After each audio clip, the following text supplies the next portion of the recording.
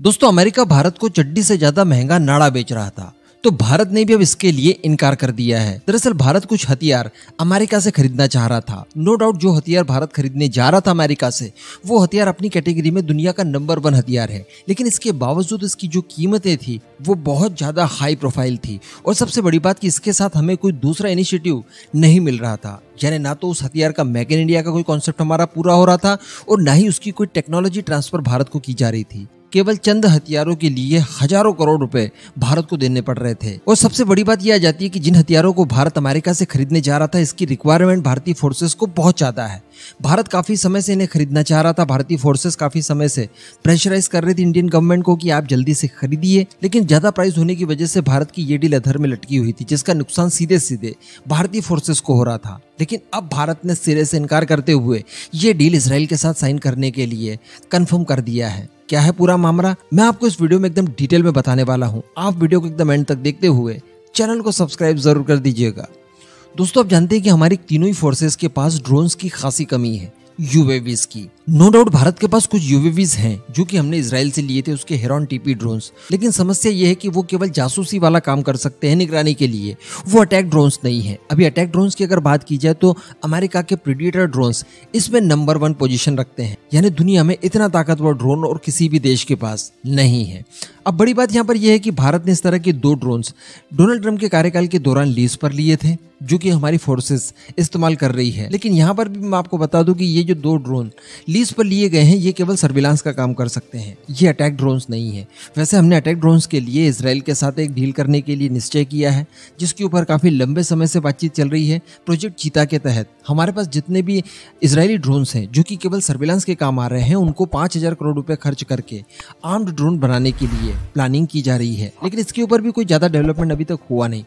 अभी अमेरिका से हम लोग 30 की संख्या में नए प्रेडेटर ड्रोन्स खरीदने जा रहे थे, जो कि डोनाल्ड ट्रंप के कार्यकाल के दौरान भारत को काफी अच्छे इनिशिएटिव के साथ मिल रहे थे। इनकी कीमतें भी अभी की तुलना में काफी कम बताई जा रही थी। साथ में टेक्नोलॉजी ट्रांसफर और भारत मेक इन इंडिया भी चाहता था।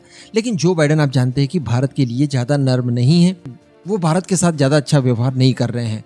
और इसी का फायदा उठाते हुए, भारत की जरूरत को देखते हुए वो लगातार ड्रोन्स की कीमतें बढ़ा रहे हैं और भारत को साथ में कोई और फैसिलिटी नहीं दे रहे हैं।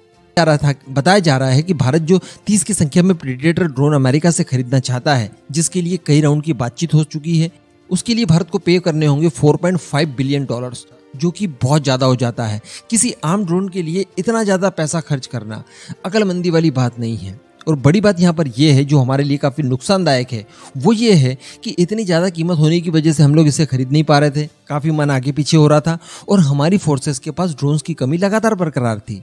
इससे अच्छा ये है कि क्यों ना भारत इन्हें लोकली ही डेवलप करे। वैसे इन फ्यूचर भारत के पास कई सारे प्रोजेक्ट हैं जो कि भारत के सारी रिक्वायरमेंट को 100% मेक इन इंडिया के तहत ही पूरा कर देंगे। लेकिन इससे पहले भारत के पास एक और ऑप्शन है। बताया जा रहा है कि भारत अब ये चाहता है कि भारत की जो कंपनीज इजराइल की कंपनीज के साथ मिलकर जॉइंट वेंचर चला रही हैं, उन्हीं ड्रोन्स को प्राथमिकता दी जाए इस डील के लिए। यानी अमेरिका के प्रेडेटर ड्रोन्स न खरीदकर इजराइल और भारत की कंपनी मिलकर जो जॉइंट वेंचर के तहत यूएवीज बना रही है, जो कि निगरानी के साथ साथ अटैक के काम भी आएंगे, वही ड्रोन्स खरीद लिए जाएं। तो इससे फायदा ये होगा कि ये बनेंगे भारत में, इसका ज्यादातर हिस्सा भारत में ही रहेगा, भारत का पैसा ज्यादा मात्रा में बाहर नहीं जाएगा।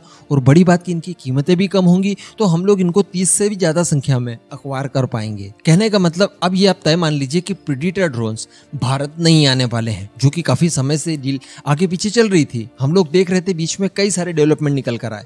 कभी कहा जाता था कि अब ये डील नहीं होगी, कैंसिल कर दी गई है।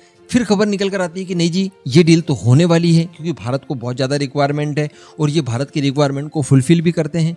लेकिन अब ऐसा कुछ नहीं होने वाला है। भारत इजराइल के साथ मिलकर इसी तरह के लॉन्ग रेंज वाले अटैक ड्रोन्स अब भारत में ही मैन्युफैक्चर करेगा। ये जो ड्रोन होंगे भारत और इजराइल के संयुक्त रूप से बनाए जाने वाले, ये भारत के मेक इन इंडिया कॉन्सेप्ट को पूरी तरह से फॉलो करते हुए ही बनाए जाएंगे। यानी जितना % कम से कम भारत का शेयर होना चाहिए, उतना ही होगा और इसमें उतने ही % भारतीय इक्विपमेंट से इसे लैस किया जाएगा। अब इस पूरे मुद्दे पर दोस्तों आपका क्या मानना है? क्या भारत ने भारत के इन्हीं ड्रोन्स को खरीदने चाहिए या फिर प्रेडेटर ड्रोन्स की तरफ ही जाना चाहिए, प्राइस को नहीं देखना चाहिए? नीचे कमेंट जरूर कीजिएगा।